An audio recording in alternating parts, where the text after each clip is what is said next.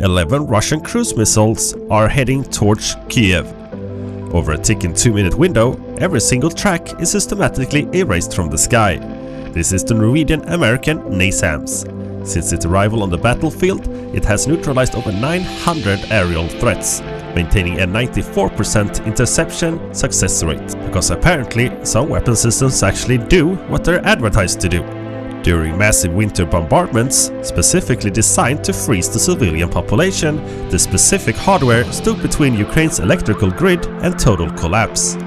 Survival against these swarms requires a complete rejection on how air defenses has been built for the last 50 years. For decades, standard ground-based air defense relied on heavy, consolidated platforms like the Soviet-designed S-300. The engineering logic was simple: put a massive radar and firing capabilities into a single heavy chassis.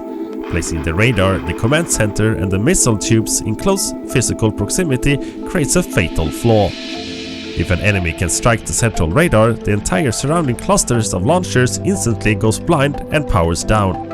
Attacking forces exploited the static setup by sending synchronized waves of precision munitions. By overwhelming the local sensors, they could silence whole sectors of airspace in a single coordinated strike. To survive a modern saturated air campaign, engineers realized that they had to physically decouple the sensors doing the looking from the shooters doing the firing. The first major departure in the NASAMS architecture is the ammunition.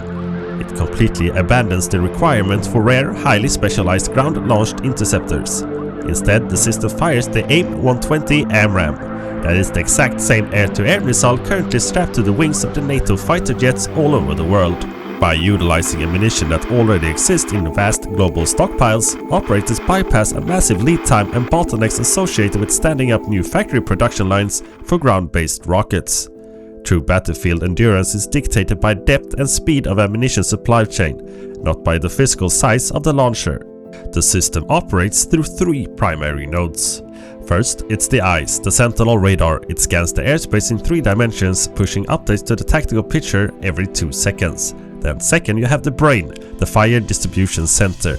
This command hub processes the content streams of radar data to instantly assign target tracks. And third and lastly, the launchers. These do not sit together in the same field as the radar and command center. They are dispersed across a 20-kilometer radius, communicating via secure, real, hard-time digital networks. If an incoming strike manages to track and eliminate the active radar node, the launchers and command center remain completely hidden, unharmed, and immediately route to a backup sensor. This physical separation guarantees the safety of the missile crews. During that 11 missile engagement, operators were able to reload their empty canisters at a pace that broke international records, knowing they were entirely safe from immediate counter-battery fire. NASAMS succeeded by replacing a fragile physical target with an invincible and highly redundant network. Despite tactical perfection, the system faces an existential threat from the sheer mathematics of mass production. This data visualization outlines the exact cost of disparity. On one side is a single AMRAAM interceptor, costing roughly $1 million. On the other side is the mass-produced Iranian-designed Shahed drone, manufactured for just $35,000. Firing $1 million missiles at $35,000 drones mathematically guarantees the defender will run out of ammunition and go bankrupt long before the attacker runs out of drones. To survive this mathematical attrition, military doctrine adapted, NASAMS is no longer the first line of defense against every incoming attack. It has become the highly selective VIP layer of a multi-tiered shield. The outer layer, the drone line. This consists of cheap FPV interceptors and mobile anti-aircraft tank, utilizing inexpensive kinetic machine gun rounds to sweep the sky of low-cost Shahed drones.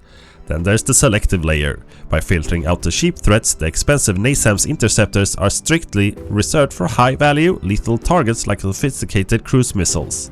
Engineers in Norway and Ukraine are now actively adopting the NASAMS architecture, building open-source interfaces to integrate locally produced, inexpensive interceptors directly into the system's brain. The true brilliance of NASAMS lies in the modularity. Defeating a 120-second cruise missile swarm is a tactical victory, but the logistical flexibility to swap out radars, disperse launchers and integrate cheaper ammunition is what allows a nation to adopt and endure a years-long war.